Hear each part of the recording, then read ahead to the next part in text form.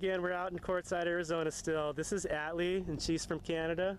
And we'll just let her tell you real quick about herself and kind of how she ended up down here, as much as she wants to tell. And then we'll look inside her awesome Astro minivan here.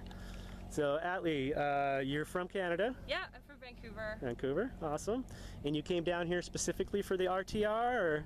Yeah, cool. I did. I mean, I came down here a little earlier, but awesome. Yeah. Awesome. So, as far as your experience of doing this type of thing, meeting up with other campers and stuff, is this kind of one of the first things you've done like this, or? I was at the RTR last year. Oh, so you were here last year. Cool. Yeah. Awesome. It's awesome. There's so many cool people here.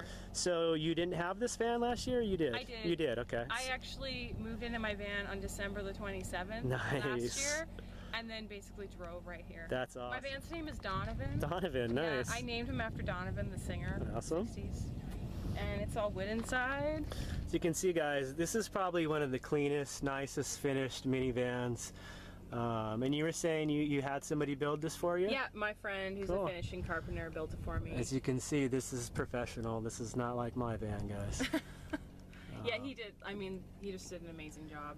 I couldn't have asked for it to be any better. For me, seeing this small space being used this efficiently, and I've seen a lot of people in minivans, and they don't have this available, this big open space that you remain there. And to me, that's the most attractive thing about it. When you got so much stuff everywhere, you can't move around. It seems like you've got a nice open space. I do all my cooking here. Nice. I sit cross-legged on the floor and I cook with a little one burner stove. And yeah, this is kind of like my space where I do all my stuff, meditate, all that. Nice. So far, you've been at this 1 year. What would you say is like the best things about this? The things that you really, you know, any moments that when you're in here alone or just kind of like reflecting and you really tell yourself like, man, this is, you know, is there any moments like that? You know, yeah, when I'm in here alone and it's cold at night and I have my Mr. Buddy heater on. Nice. And I'm like in bed and like reading or something, I'm like, it's so cozy in here, and it feels like a little cabin. You've got your own little space. And I just feel like so like happy, you know, I feel like my van is like, you know, when you're a little kid and you build a little fort. Yeah. It feels like that to me. It really is. It's like having a little fort. So is there any undesirable things that you've experienced so far? Things that you maybe weren't expecting or were, and it's been a challenge, or? You know what, I haven't really had any bad experiences in my van. I mean, I broke down on the way here, but somehow even that managed to be kind of fun. Right. I got to ride in a tow truck. It's part of the adventure. And I don't know, I haven't really, the worst thing I've ever had in the van is I had food poisoning. Okay, yeah. So, but and it sounds like, I heard a little bit about some of your past stuff. So you're familiar with adventure. You biked from Canada all the way down to the Anza-Borrego Desert? Yeah, I biked from Vancouver, Canada. That's like over 1,000 miles, isn't it? Yeah, I mean, there was a little section of train where I trained through LA, and I got a little ride in a car north of San Francisco, but I did 1,800 miles. Wow, that's amazing. That's amazing. It was fun. It was really cool. So you said at the end of that trip is when you really got the van bug? Yeah. Well, I'd been shopping for vans for like a year before that, but hadn't really decided.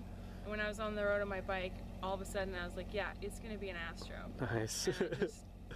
Yeah. Very cool. It sounds like you got the van of your dreams and you're living it. So you obviously got your bike on. You're able to open the back doors and access storage and stuff when you need to? I have to take the bike off. Gotcha. Very cool. Very cool. So we'll just take a slightly closer peek in here just to show some of the detail. I'm amazed. I'm going to want to go remodel my van after seeing this.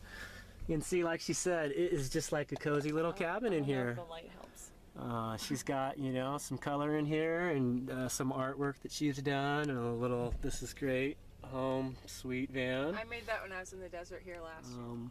I would say for a single, either young or, you know, you're not like the tallest person, if you can fit in sleeping horizontally, I really wouldn't see any reason to go bigger than this. I sleep diagonally in this bed. Okay. Because I'm a little too... Just a little bit. But it's still super comfortable. That's the same in my van. Yeah. Cool. And then, like this last summer I worked in a restaurant in Vancouver that I'm probably going to go back to. And I just lived behind the restaurant in my van all summer. for free, and it Saved was on great. gas, Yeah. for sure. I had That's a great. 1-second commute. Cool. Very cool. So is there anything in the van that, through your travels and trips so far that you feel like you need or you're lacking? Any accessories or cooking stuff or? You know, so I'll go with the worst thing, and then I'll go with the thing that I wish I had. Okay. Is that Coleman thermoelectric cooler, and I don't use it as a cooler because it uses like way too much electricity. I heard they're not efficient. It's not efficient at all, and I didn't do enough research. I bought it when I bought the van, basically, and my friend built the cabinet around it. Okay, yeah. And it's just got dry goods in there, so I wish that I hadn't bought it. So I'm planning on taking it out and selling it, hopefully, and then building a proper cabinet in there and putting my Yeti in there. Okay, yeah. Which is my main source of power. Yeah. And just not having refrigeration, because I don't do any refrigeration now. Yeah. But ideally, I would have like some super duper like kick-ass solar system, and like one of those ARB like actual fridges. But I can kind of live without it. It's really get rid of it. Powdered milk, and I don't refrigerate my eggs. Okay. And I've never been sick from. That's good to know, because that's the one thing I worry about having refrigerated a lot. I said I got food poisoning, but I didn't get food poisoning from myself cooking in the van. I actually got food poisoning from someone else's cooking. Oh, from a restaurant. Okay. But I don't use refrigeration, and I've never been sick from my own cooking. Yeah. Awesome. Very cool. Yeah. Well, I guess that pretty much wraps it up. We'll do a little quick walk around so you can see how clean the van is. And once again, guys, this is Atli from Canada, from Vancouver. And totally inspiring to see some young people out here living their dream. And really want to thank her for taking the time to do this with me. Any final things you want to say? Thanks for coming and looking at my van. Awesome. Thank you.